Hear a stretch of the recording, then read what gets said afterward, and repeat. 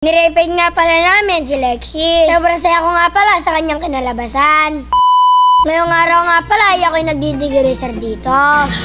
Papatampi, subukan kaya natin tulugan ng tiner. Alin ito? Yung ano? Yung frame. Oo ano? Baka sakaling bumalik yung dati niyang kulay. Tara. Abo, papatampi, ang linis na kadena ko. Pero 2 araw lang sa akin, ubos na kagad to. Kaya naman, binalik ko na yung degreaser at nagsuot na ako ng cleat shoes. Nagsuot na rin pala ako dito ng helmet at ilalabas ko na si Lexie. Nung nasa labas nga pala ako, ay meron ako napansin. Dito nga pala ay medyo umambon. Kaya naman, napag-isipan ko na sumakay na lang kay Reddy. Dahil mahirap nga pala magkasakit. Dahil malapit na nga pala ang bagong taon. Pasok ko muna mga kadon David kasi bagong linis to at baka mga lawang. Tapos mga kadon David, baka magkasakit pa ako. Pinarad ako na nga pala si Lexie sa aking stand. Tapos nagsuot na nga pala ako dito ng sombrero. Meron nga pala ulit ako ang napansin. Dumadami na nga pala yung isda ni Papa Tampi. Bala sa January nga pala, ito yung nilalabas niya. Kaya naman mga kadon David ay magabang kayo. So ano pa pang hinihintay natin mga kadon David ay tara na. Pupunta nga pala tayo sa isang mini divisoria. After that nga pala, nandito na kami sa mini divisoria. Ang bibilin ko nga pala dito ay paint thinner. Ito kasi yung nabasa ni Papa Tampi sa comment section. Mga kadon David, pag di nga para ito gumana ay kukulay na lang namin ni Papa Tampi. Bumili nga pala ako dito ng 1,000 na liha. Dahil i-repeat na lang namin ni Papa Tampi pag hindi gumana ang thinner. Dito nga pala, ikala ni Tampo ay may pasalubong siya. Hindi niya alam, gamit lang pala yun para sa pagpipintura. Ang una nga pala namin binaklas dito ay yung Christmas light. Dahil nga pala yung Christmas light lang ang kaya namin baklasin. Hindi pa kasi kaya ni Papa Tampi magbaklas ng lata. Dahil kulang pa siya sa tools. Hindi pa nga mahilig medyo si Papa Tampi sa bahay. Iterdat nga pala ay nabaklas niya na. Kaya naman bilib na bilib siya sa kanya sarili. Kumuha na nga pala ako dito ng bula. Kaya naman susubukan na natin siya. Nagpalagay na nga pala ako kay Papa Tampi ng kaunti. Tara mga kadon David.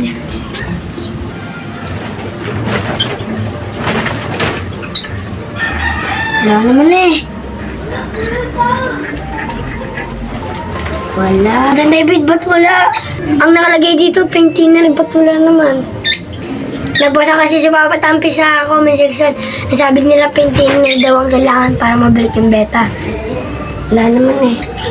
Ikaw nga, Papa Tampi, try mo nga. Ito nga pala, pinasabukan ko kay Papa Tampi. Sa pagbahid niya, hindi naman tumala. Kaya naman sinubukan niya itong binuhusan. Sa balay nga pala yung gawa namin, kaya naman bibili na lang kami ng decals. So bago yan, lilahin muna natin. Repaint pala natin to. Nagsimula na nga pala ako lihain ito. So bali wala din pala mga katampi kung sakaling tatanggalin natin kasi ang pangat na din ng ng tatak guys. So talagang nagkukulubot na siya guys. You know, tinanggal ko dito guys oh. Kukulubot na siya oh. Kulubot na din yung yung print niya guys, yung print ba to or sticker niya guys. Kaya pangatin pala. Kaya mga katampi, kulubot-kulubot na siya yung pinaka print niya dito guys. Ito yung kulay gray guys eh. May print yan dito. Yan kulubot na yun. Tatanggal natin mga katampi oh. Kulubot na siya guys, kaya pangat na din. Kaya mas magandang idea ay I-repaint na lang. yan, i-repaint na lang natin mga katampi. Ngayon, tatakpan namin yung yung dapat hindi pinturahan kasi ang hirap din magbaklas at di ako marunong. Tatakpan na lang natin ng mga papel-papel. Tama?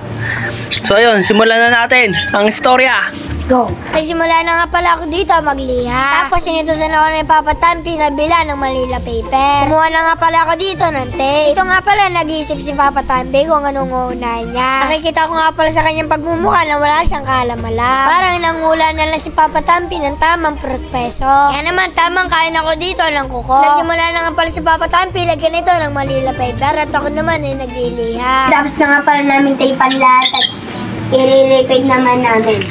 Primer.